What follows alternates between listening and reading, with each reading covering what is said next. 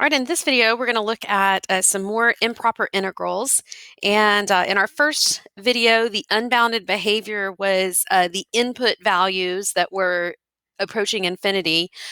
In this video, we're going to look at some examples where the unbounded behavior is the actual function values that are going to infinity. So let's start with this first example. We're going to take the integral from -3 to 3 of 1 over the square root of 9 minus x squared dx. Now, just looking at the problem itself, you can notice a big difference here that I don't have infinity as one of my bounds because it's not the x's that are approaching infinity here. It's actually this function. And these integrals, it's sometimes a little bit harder to realize that we need to treat this like an improper integral because we need to be thoughtful about the domain of the function. If you look at this function, I've got a denominator, 9 minus x squared. If I plug in 3 or -3 to that x value, the denominator is going to be 0. And of course, we can't divide by 0, so that's going to give me an asymptote on the graph of this function. So at -3 and at 3, I've got a vertical asymptote for this graph. And so we need to treat these as limits. So I'm going to rewrite the integral, and I'm going to change this -3 to a. And we want a to approach -3. And in this case, it's going to be really important for us to think about from which side we're coming. If I'm approaching -3 and it's the lower boundary of my integral, then I'm approaching that value from the right because that's -3 is where we want to start this integral. Now notice I need to remember I said we're going to have a vertical asymptote at 3 also. I can't make this a b and do a double limit. We need to split up this integral because I have unbounded behavior at both -3 and 3.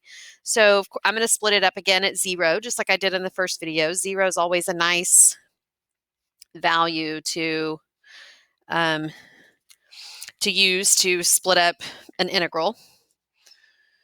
And then we're going to do the limit as b approaches +3. And again, we need to think about the direction we're approaching from. In this case, it's going to be from the left because it's the upper bound of our area. Okay, so that first step, rewriting as a limit. Now we're ready to take the integral. Hopefully you recognize that this is an arc sine. Limit as a goes to -3 from the right. And it's in that form, the a squared minus x squared form. And so this is going to be inverse sine of x over 3, of x over a. And of course, we want to evaluate that from a to 0, plus the limit as b goes to 3 from the left. Same antiderivative from 0 to b. And let's do our fundamental theorem of calculus. Inverse sine of 0 over 3 minus inverse sine of a over 3.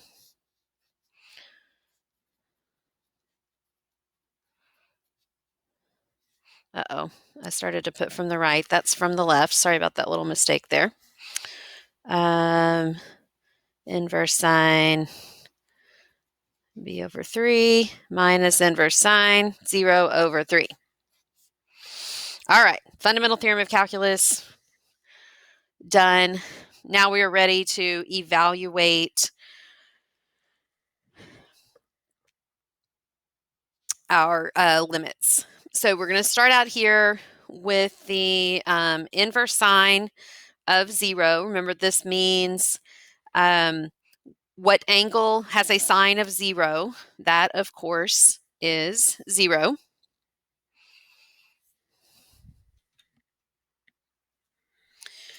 for inverse sine of a over 3, if a is approaching -3, then this is going to become inverse sine of -1. And what angle has a sine of -1? Well, that would be, if we stick to unit circle angles, it would be 3 pi over 2.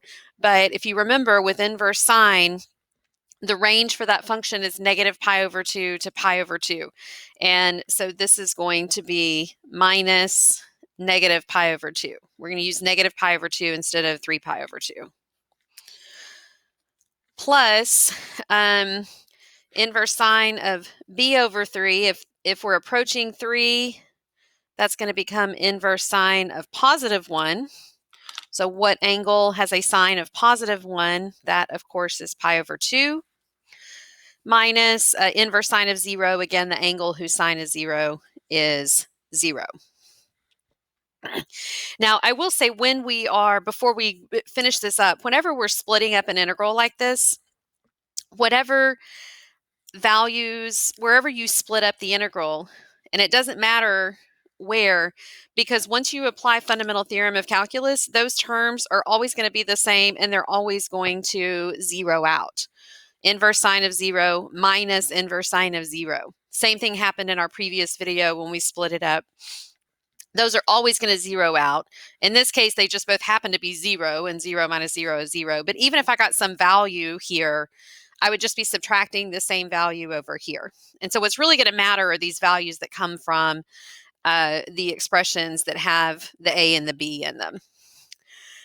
So back to what we have here, we've got positive pi over 2 plus positive pi over 2. And so I don't know why I put pi over 2, I guess because I just said it twice, but pi over 2 plus pi over 2 is equal to pi.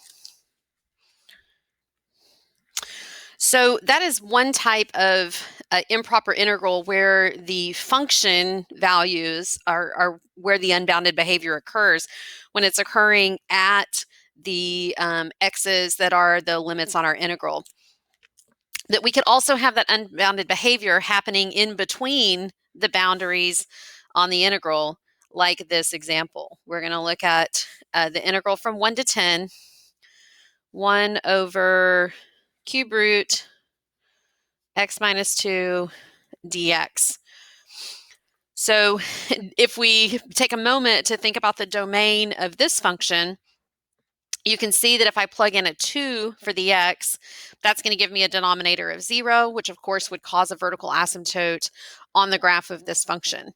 And so my unbounded behavior here is happening at 2, which is in between 1 and 10.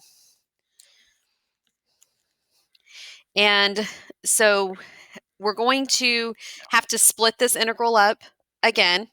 We're going to split it up at 2, but at 2 is where we have the vertical asymptote. And so I'm going to go ahead and rewrite it. When I split it up, I'm going to go ahead and rewrite it using the limits.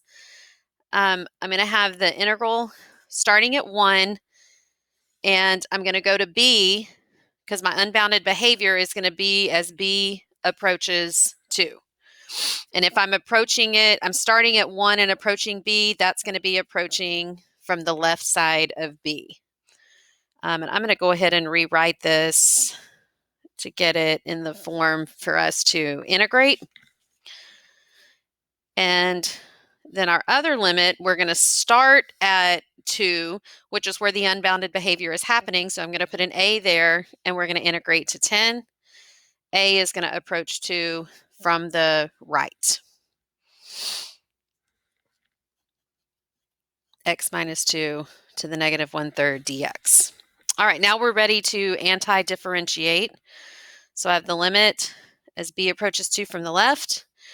And this is going to be, we need to think about this kind of like a u sub, but my du is just 1. So we're not going to have any extra negatives or fractions or anything. X minus 2 to the 2/3 times 3/2 from 1 to b, plus the limit as a approaches 2 from the right, same antiderivative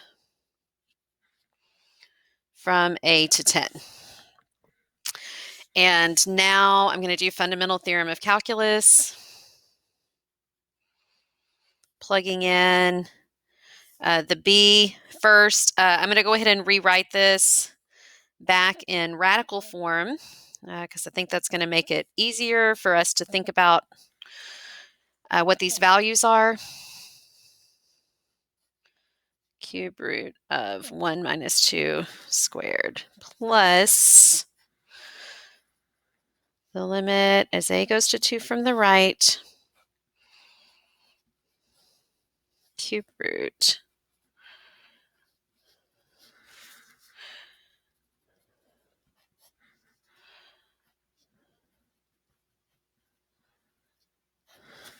okay. F of b minus f of a for both of those, for both integrals. So now let's go back and evaluate. If b is approaching 2, that means this value is approaching 2, and I can just plug it in, and we're going to get 0 here, and 3/2 times 0 would be 0. Minus, let's see, what do we get here? 1 minus 2 is negative 1, squares 1, cube root of 1 is 1, so this is just negative 3/2. And then over here, 10 minus 2 is 8. So let me remind you about whenever we have an exponent and a root, this is going to be cube root of 8 squared is what I'm looking at here. And we could make that 64 and then do the cube root of 64, which maybe most of you know is 4. That was on our memory quizzes last year, that 4 cubed is 64, so maybe we know that. But let me remind you that whenever you have a root and an exponent, you can do the root first because they're both like exponents. A root is really like an exponent. It's just a fraction exponent. So if I do that first, the cube root of 8 is 2 squared, and then we get 4, which is maybe a little bit easier than squaring first and then cube rooting. Either way, I end up with 3/2 times 4 minus, and if a approaches 2, I plug in that 2, and again, I'm going to get 0. And so we have here negative 3/2 plus 12/2, which would be 9/2. And that'll be our answer.